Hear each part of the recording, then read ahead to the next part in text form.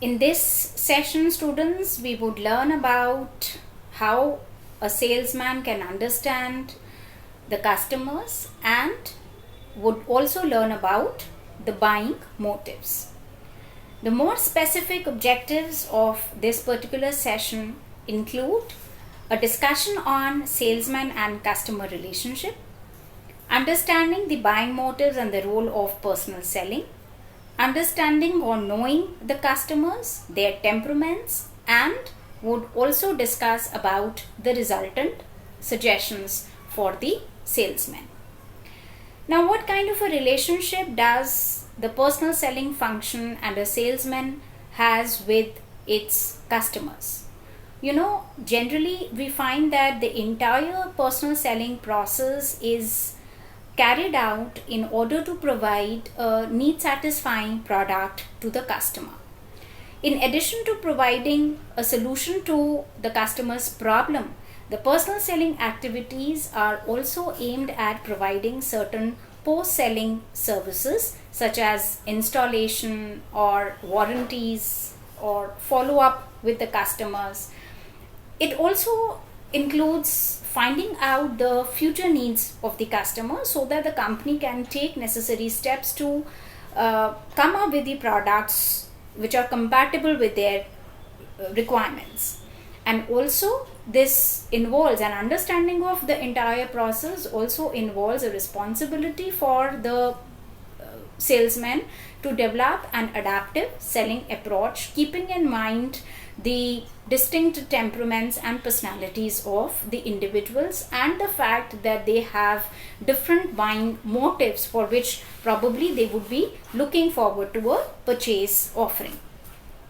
Now, when we talk about buying motives, the entire concept of buying motives is being derived from the concept of motivation, which means there is a desire for something.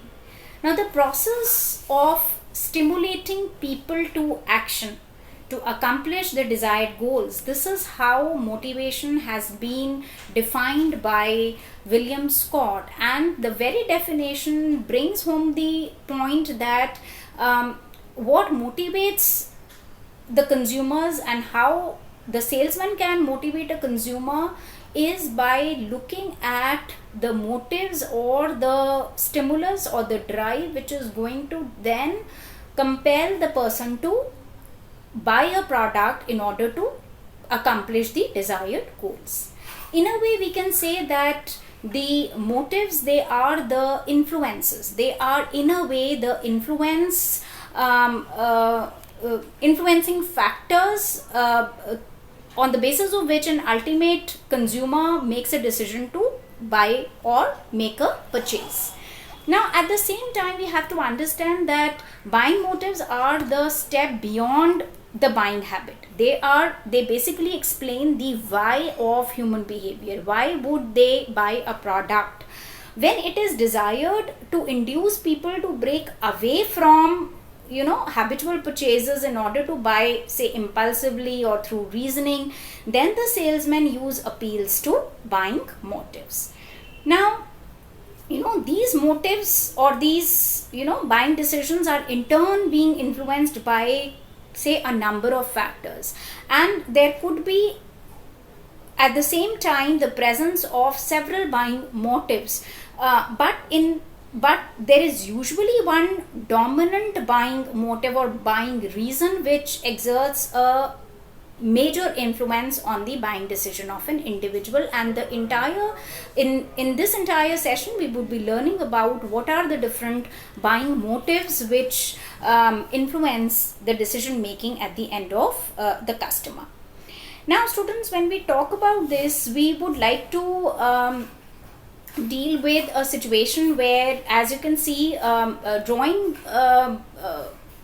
framework of Maslow's need hierarchy theory, all the individuals can be categorized on the basis of their need in 5 different categories. At the lowest level are the physiological needs of an individual, the needs which are very basic and the needs which have to do with the satisfaction of the basic things in life, those aspects which are important for their survival. For example, the need for food, need for clothing, need for shelter.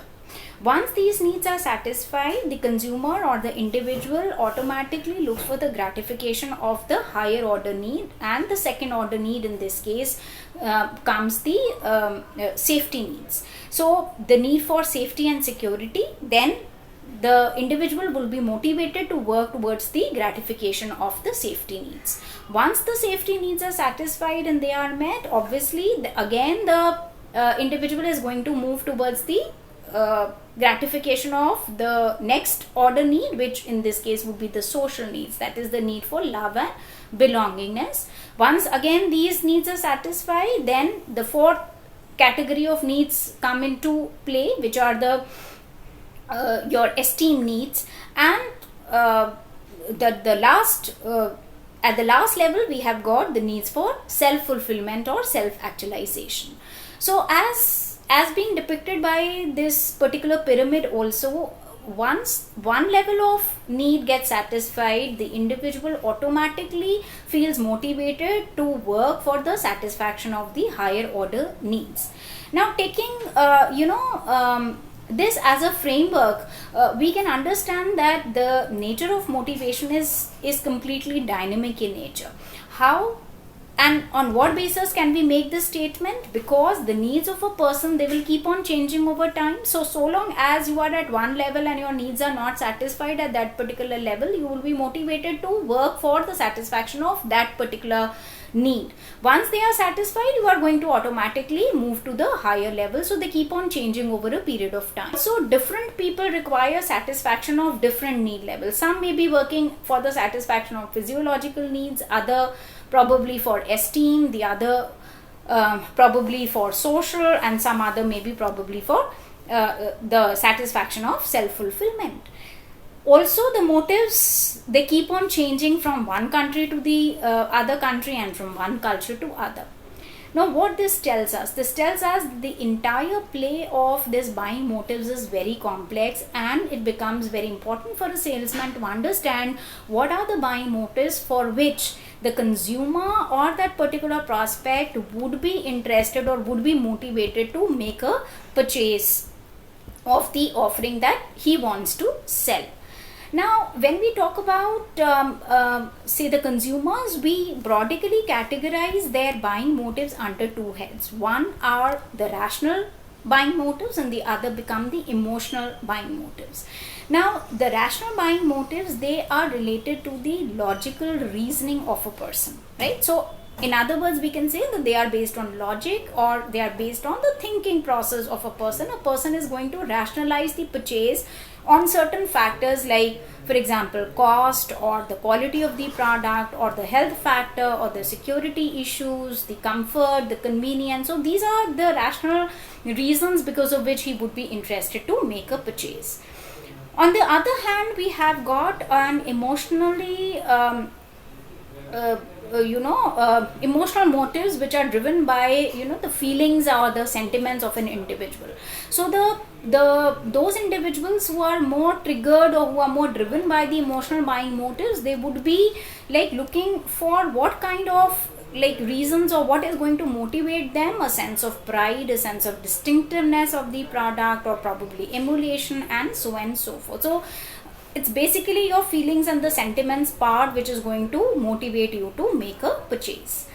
Now, how can we understand the use of buying motives in personal selling? As I said that individuals are different, individuals have different buying motives. These buying motives keep on changing with time, with culture, with person to person, and therefore it becomes, they actually indicate the why. As I said before, they indicate the why of the human behavior, and therefore they tell the salesman about all those reasons which are going to prompt people to buy, and you need to understand it for different people because they keep on changing for different people.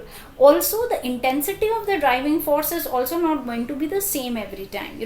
Suppose you are feeling thirsty and you have a glass of water, so the intensity with which you wanted the first glass of water will not be the same when your thirst has been quenched. So the second glass of water, probably you're not motivated enough, and the intensity to like look for the second glass of water will not be that high in comparison to what you felt with respect to the first glass of water. Similarly, the needs are not alike for all. Some are at the physiological level, some are at the esteem level, and so on and so forth. And there are different temperaments of people. They have got different personalities, they have got different behaviors, they have got different kinds of attitude, and therefore how they are going to respond to a given situation would also keep on changing. And this is something that the salespeople need to understand. So in all, we can say that the buying motives and an understanding of these buying motives help the salespeople to design their sales strategy in a flexible manner, so that they can align it according to the customer, according to their buying motives and according to their needs at that stage. So an understanding is going to lend that kind of an effectiveness to your entire purchase decision process. Now, in addition to this, one needs to understand that there are different kinds of customers, and when we talk about how one can know the customers, you need to a kind of sizing has to be done. Knowing your customer, that exercise is to be carried out by the salesperson, so that for every individual or for a group of individuals, you would be able to ascertain that okay, this is the temperament, this is the character, this is the overall makeup, and therefore this is what is going to motivate them, and therefore I can realign or modify my sales pitch accordingly. So when we need to understand the customers, we need to understand them on three basic parameters. The first is the character. The character of the person tells you a lot about what kind of a person he or she is. So the clothes that we wear, our body language, expressions, the way we communicate, the conversation skills, the way the person is going to handle himself, or the actions and the behaviors, they tell you what kind of a person he is. So if you actually become restless very quickly, you do not have that kind of patience, or you interrupt the other person in between many times, that tell you a lot about the character of the person. And therefore, if this kind of a knowledge can be gained by the salesman, he can realign. So it's when you are dealing with an impatient person, or you are dealing with an introvert, you can realign your strategy accordingly, so that you can have that kind of a connect with the individual or the prospect, so to say. One also has to understand the nature and the temperament, and this is something that I'll be taking up in a little while from now. The second category talks about, or the second, the aspect which helps us to understand the prospects better is the buying policy. Now, each individual or the prospect would be having a different kind of a buying policy in terms of the time at which they would like to make the purchase, the quantity that they would like to buy, the mode through which they would like to go for it. Like some individuals, they prefer to buy from a particular shop, whereas others, they have different shops for different kinds of product that they want to buy for their household requirements. So people have different buying policy, right? And therefore one needs to understand what kind of buying policy do this kind of a prospect hold, so that I can suggest the things which will make it even more probable that he is going to place an order with my organization. The third aspect that one needs to take into account is the temperament. Every individual is distinct. I have been talking about this particular aspect in my other sessions also, where I say that the individuals are distinct in terms of their personality, in terms of their psychological makeup, in terms of what drives them, in terms of what motivates them, in terms of their actions, in terms of their behavior, and also in terms of their overall nature and temperament. Now, for the sake of understanding of a salesman, we can actually classify the prospects or the customers into number of categories, depending on what different kinds of customers we can have based on their temperament. So there are many. I have got few here to ease out the classification for you. The first one is the suspicious customers. Now, what kind of a people are they? If we were to understand the suspicious customers, how can we understand them? These are the people who doubt everything. They are not in a position to very easily place trust on the salesman, and therefore you have to really try very hard in order to win their trust, in order to win their confidence. They are going to really place a lot of doubt in whatever you are going to say. So how then you are going to deal with such kind of people? You have to deal as a salesman. The salesman has to really cultivate a lot of patience. You have to look at things from a positive view, and also you have to present a positive picture to such kind of individuals. Generally, it is seen that if you talk about guarantees and proofs, these are the things which actually help in easing out the suspicion in the minds of such kind of people. The second kind of customers are the ones who are very argumentative. So they are really going to make things very difficult for a salesman. They're really going to argue, and they seek logical replies from a salesman. Why and how, and let's say all those kind of questions are to be answered. One can understand these customers as very stubborn kind of people. They are very aggressive also. So what the salesman need to do with these kind of customers? You have to adopt a very persuasive approach. So it's not only your logical replies and patience, but also you have to persuade them so that they come out of their argumentative zone and they are willing to listen to your logical reasoning for making a purchase. The third temperament of the customers that probably the salesman would have to deal with are the types where we'll say they are usually silent. They are very vary. They don't ask a lot of questions. They remain quiet and they only observe. These kind of customers, if you come to think of it, students, they are very tricky, because you just don't know what is going on in their mind. They are silent. So a lot of assumptions have to be made, a lot of forecasting is to be done in order to just think as to what they are thinking. And this is not going to be easy for a salesman. So what kind of strategy, and they say how a salesman can deal with these kind of silent people? You have to adopt a probing technique. You have to probe them, and you really have to encourage them to ask the questions, because the kind of questions they ask you, that is going to set the course for your selling approach. You also have to give importance to their feelings so that they feel comfortable and they open up a bit. So you, in a way, you have to indulge into an alluring sales talk with these kind of silent consumers. The fourth type of customers that the salesman may have to deal with in terms of temperament of people are the people who are very shy by nature. Now these are the people who are not very forthcoming. They are shy, so they really are going to think a lot before they are going to voice their questions. They are not silent in the sense that they are not quiet, but at the same time they are not interested in speaking much. So in a way we can say that these are the people who avoid talk. So again, say tactful approach is to be adopted in this case. You have to be modest, you have to develop a friendly attitude, but just remember, we have done it in one of the misconceptions, that you have to be friendly, but you don't have to be overly friendly with the customers. So even while you are dealing with the shy kind of people, you have to develop a friendly attitude so that they are more comfortable and they open up, and say they are not that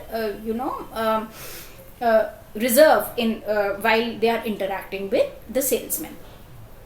Another category by way of temperament, which is quite distinct, deals with those kind of customers who are very impatient. They are this is a kind of a character of this individual. They hate delay. They want quick replies, and they can't wait, and therefore the salesman has to give them preference. You have to understand that it is very important for a salesman to deal with these people in first go, because they are not willing to wait for you, and you might, you won't be able to connect with them if you take too long to talk about your product or your offerings. So the entire discussion is to be, let's say, brief and precise, and they need quick attending to. Now, not only this, when you are dealing with the queries, they want quick replies. So a thorough understanding of the entire thing, and a thorough understanding of the fact that you know them and you know exactly what they are looking for, is also something that the salesmen have to take into account. Now, another classification of the customers by their temperament involves those customers who are little friendly, right? So they are open, they trust you, and because they trust you, it becomes all the more important for the salesman that you do not deceive such customers, because they are going to really feel badly hurt if you are going to make use of manipulative practices or sweet talk in order to get them to close a sale and give you a order. So you have to be tactful, you don't have to be overly friendly. At the same time, this is the professional approach that these people are looking forward to, and they are also looking towards a genuine solution to their problem from the salesperson. So there is no ground for any sort of a deception, especially with these kind of people, because they are looking forward to an honest and a professional approach. Another set of people by temperament is those who are sarcastic. They are going to pass certain statements, and they are going to be really vocal about it. Sometimes they are going to criticize. They come out very harsh on the salespeople. So obviously dealing with these people is not easy. Not only you have to stay calm as a salesman, you have to be very patient, because you know that these are the people who are going to pass statements like this, and they are the people who are going to be sarcastic in terms of their comments that they are going to say to you. But then the approach that can be adopted here is that you appreciate their viewpoints. Try to learn their thought process and appreciate, because appreciation is what is going to subdue them. You have to develop a lot of tolerance, and this is where the experience of the salesman comes handy. So you need to know, it's by experience that you learn certain things. So it's by experience that a salesman will also understand how one can deal with these kind of people. Another category is those who are hesitant. They want to say something, but they won't say it openly. They are also hesitant in terms of not being able to make up their mind. So they are really going to analyze and reanalyze the same thing in their mind. Whether should I go ahead with this kind of a purchase or not?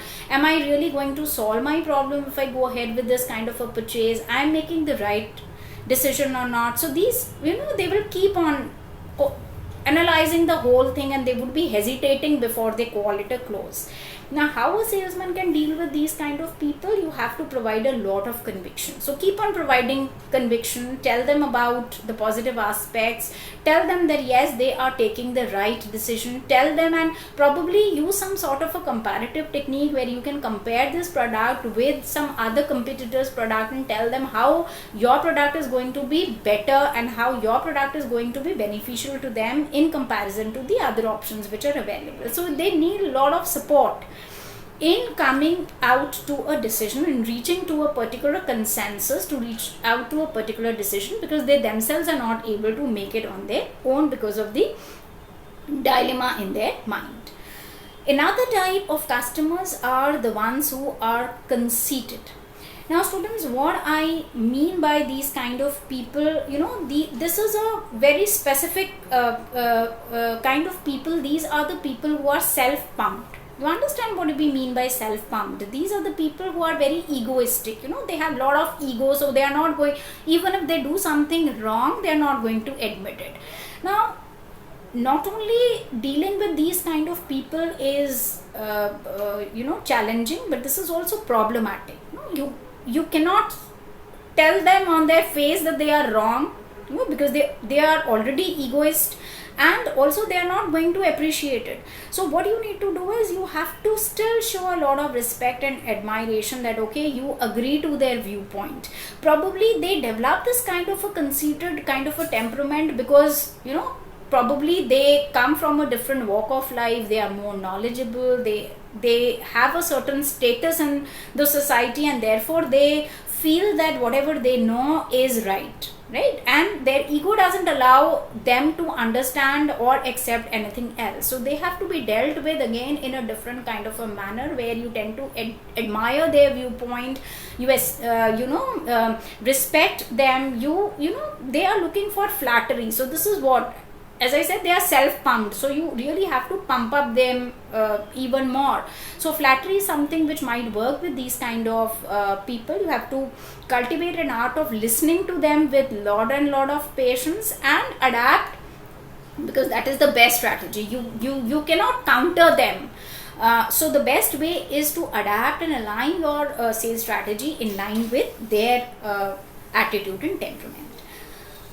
The last kind of category, students, that I would like to talk about is the kind of people who are of bullying type.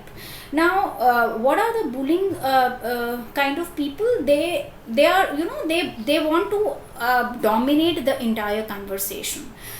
They always want to have an upper hand, so they are the ones who need to have the last word.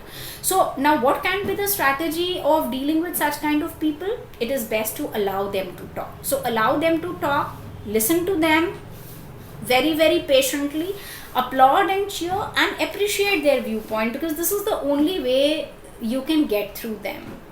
So students, as I have discussed it very clearly, there are people who differ a lot in terms of their temperament.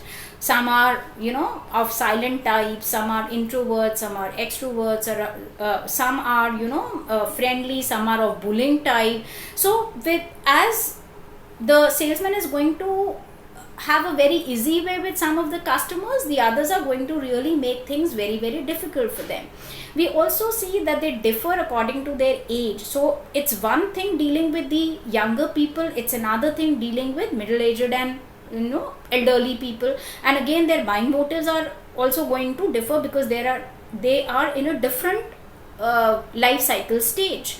Similarly, there could be regional differences, like urban consumers, they tend to be a little more smart in comparison to people coming from the rural backgrounds. And for rural consumers, probably they are looking for a different kind of information, but your urban consumers said they are exposed to a lot of information sources, and they are not looking for that kind of an information from the salesman.